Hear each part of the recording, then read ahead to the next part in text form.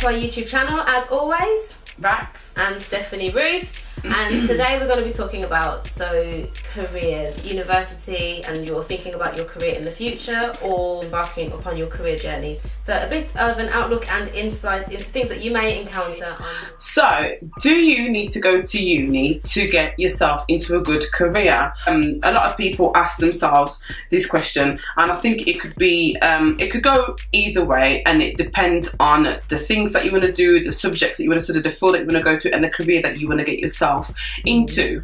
I think a lot of people have the expectation to go to uni and study a particular subject and go into a certain career or a certain job, when the truth of the reality is that doesn't always happen. Majority of students that will go to university, more than likely when they finish their degree, will end up having a job that's completely different to what they studied. But back then I thought, yeah, if I'm going to go to uni, if I'm going to study this course, like, I don't know, accounting, it's because I'm going to be an accountant. If I'm going to study psychology, it's because I'm going to be a psychologist. So that's a decision that you're going to have to basically live with forever. And I thought, you know, what? It's a big thing, isn't it? For such a young age, I think. Definitely. At the time of that. It is really an overwhelming decision. Yeah, I feel like before you make the decision to go to uni, really think about what it is that you want to do. There's a lot of people that have gone to uni, have either completed a full degree, didn't do anything with it, and then they've gone back and studied another degree. There's people that have gone to uni, got halfway through year 1, year 2, sometimes year 3, and then they drop out. And you know, some courses are courses that you're going to have to pay for, if not all of them. So, you know, it's something that you really have to think about. Your commitments, you know, there's things that you might gonna have to stop doing or drop when you go to uni, because uni does literally take up your whole life. I studied a course which was related around public health, and I did it because I knew there was going to be job security at the end of it. I remember wanting to go to the University of Arts in London because I really wanted to be on EastEnders. Really? Yeah, I did go for the sensible option. Some might say, in fact, a lot of my friends have said, you know, you've gone for the boring option, it's a safe option, it's not really you, because I have other interests outside of what my job is. But at the same time, I don't regret doing it, because, you know, I've always kind of got something to fall back on. And I think, obviously, I do like my job, but that aside is probably one of the main reasons why I did do it. Someone that has never been to uni, doesn't really know that much about uni, maybe like the first one in their family to attend, what advice would you give to them?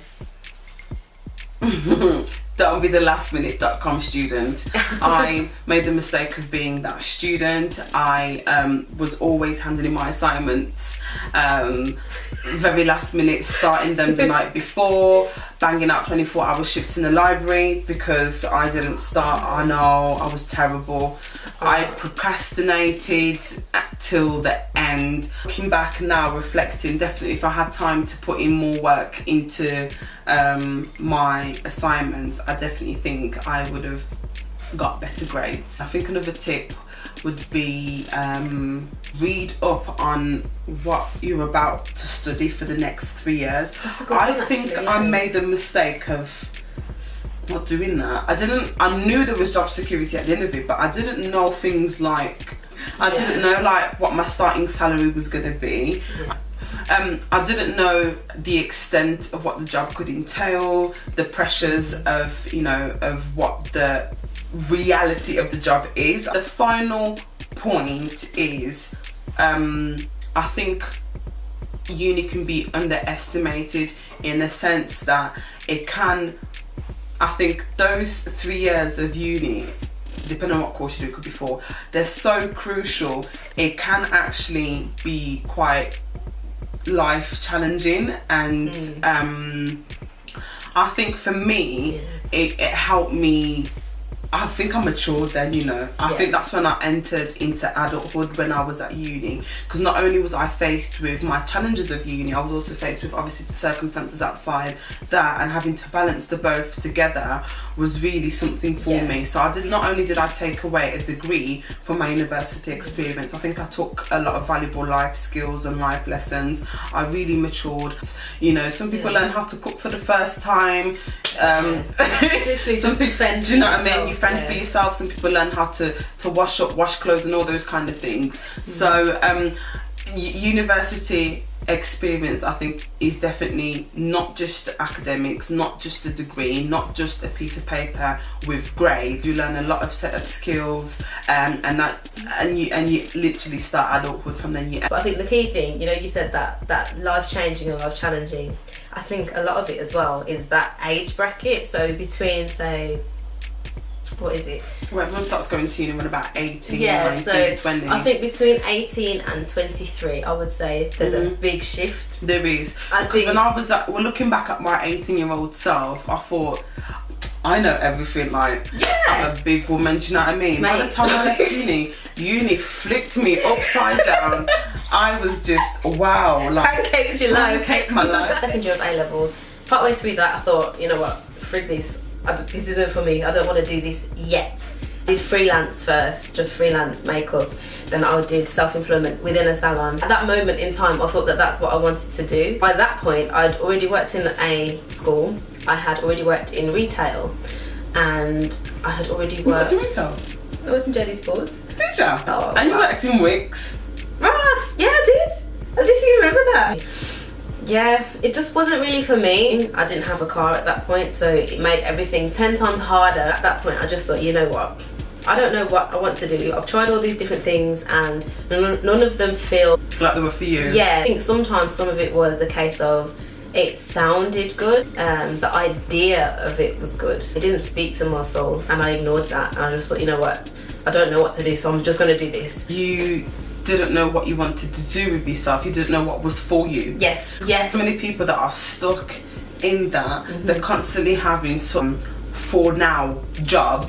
That makes sense? Yeah. And then think, oh yeah, I'll do this for now whilst I think of what I really want to do. Being in the for now cycle. Forever. Yeah, I end up being in the for now cycle forever. Because I've always been very scared of that. I work in an office space at the moment in the public sector. There's some people that have been there for decades, which is all well and good if you actually enjoy it, but they swear up and down that they hate being there. I'm always very scared of becoming that person. The burnt out member of staff that each time you come to work, all you do is moan, but don't do anything to change it. When I was younger, I used to hop around a lot because I've always known that type of persona exists, and I've always been afraid to become that person. I think there's always going to be a difference between living to work and working to live. You know? Jay, give it to them! On a platter. On a platter! There is job security, don't get me wrong, but nothing is ever 100%. So I'm very much aware that anything can change. So I'll try and be fluid in that sense. Say you wanted to be a fashion designer and you get that position.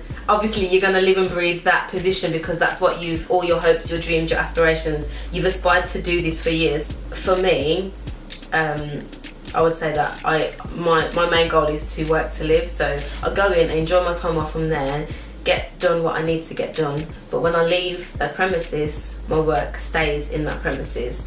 The work dramas, the work politics, it does not come home with me. Being a teenager or being a young adult, you know, there's certain instances where I really felt the fact that I was younger, or even sometimes felt the fact that I was a younger female as well. You know, I remember one time, and I mentioned something that I'd read an article about. This guy turned and said, he said, wow, as if you know that, I expected you to just know about makeup. And I thought, damn cheek. Yeah. But he was a nice guy, don't get me wrong. Don't defend He was him. safe, he was safe, I'm not gonna lie. But I burst out laughing when he said it. And he was like, oh, I don't mean offence by that. I wasn't offended by it. I've got people at my workplace that kind of have suggested stuff like that, but then I kind of give it back by saying, well, you need to get down with the kids, do you know what I mean?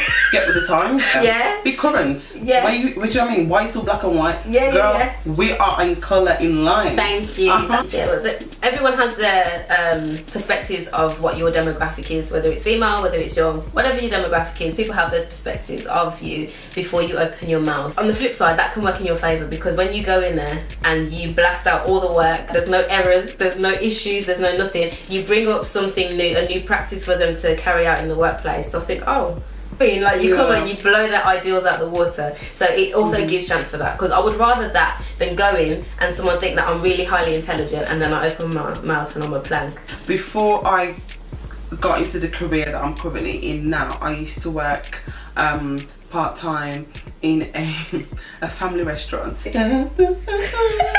you don't know what I'm talking about by now, then I don't know. All the drama in that place, in that restaurant. So and so was sleeping with this person and all this kind of business. Really? Oh. So and so was da-da-da-da-da, and then a wedding last weekend, and yeah. All that kind of business going on, backstabbing, bitching, blah blah blah blah blah. And I thought, Rob, not to bash anyone that works in the family restaurant, we've all been there, we've done that, you gotta do what you've gotta do. I get, you know, my big people job. I thought, I'm not gonna have to deal with none of this kind of drama and backstabbing and bitching. Why? Because I'm gonna be in in an adult environment, mature, you know, and I was really mistaken. That was a shock to me when I first started in the corporate world, was that things that happen on the playground. Yeah. In the workplace. Oh my stop. It's so dumb. And you think, you know what? I'm actually a young'un out of you lot. You lot are my mum and dad's age, and you lot are going like this. What's wrong with you lot? What time it's going to be someone that's like a mid-level manager. Ones that are in the middle, you know, they've got the pressures from the managers that are above them, and they have the power over the ones below them. So they're trying to like offset the pressures by enforcing their powers over you and abusing it. Yeah, and abusing it to a certain extent. Yeah. Not all of them are, obviously, but generally, if you're going to get that, more time it's going to be the people that are like mid-level management. You may experience things where it's not just management, someone else, they might come across as if they're helping you or they're being nice to you, and then you find out that they only did that so that they can get extra points on their appraisal, that they get a pay rise. You know, the cattiness that can happen in a playground, don't get it twisted and think that stops. It doesn't necessarily stop. The difference is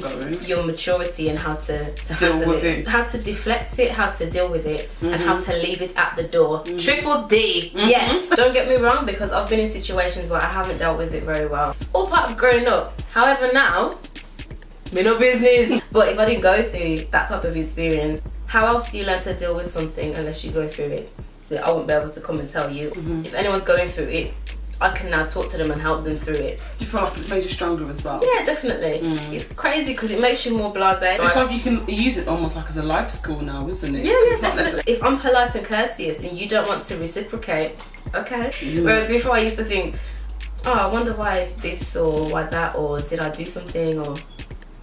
Now, thickens your skin. Definitely. You need to get thick skin. Don't see it as a negative, actually see it as a gift. It's a blessing that those experiences will be brought your way to learn from them. In some positions, you literally physically have to take your work home with you. I think it's a mental mind state to get that work-life balance. If you overindulge in any aspect of life, it can lead to your demise in some way or another. So just remember to keep that balance and make time for all the different aspects in your life. No matter what the people do, just make sure you remain professional in your own right, that no one can tell you anything. You know, I think there's a fine line between being fake and being professional with someone, being amicable. The last thing that I want to touch on, so have you ever been in a job or being on a course or anything like that, and you're sitting there and you're thinking, is this life? Your inner self will tell you if you are somewhere you're not supposed to be. You need to make ends meet. However, to keep your own sanity, you need to be doing something that does stimulate your soul and stimulate your mind outside of work. Whether you're working class or you are a billionaire, right? You have the same 24 hours in the day.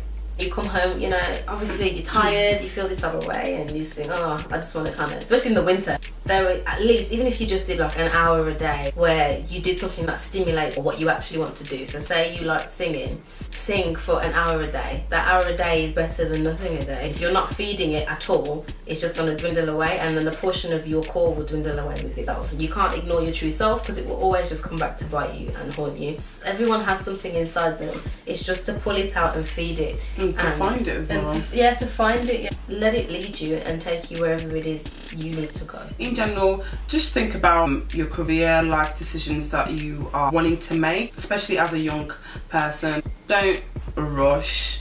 Take time with what you want to do. Don't let anyone, you know, talk you out or put you off from what you want to do. So much successful people, for example, Lord Sugar, Alan Sugar, Richard Branson, that, you know, have made it without even having to go into uni or whatever it is. Generally, I think it is just about work ethic.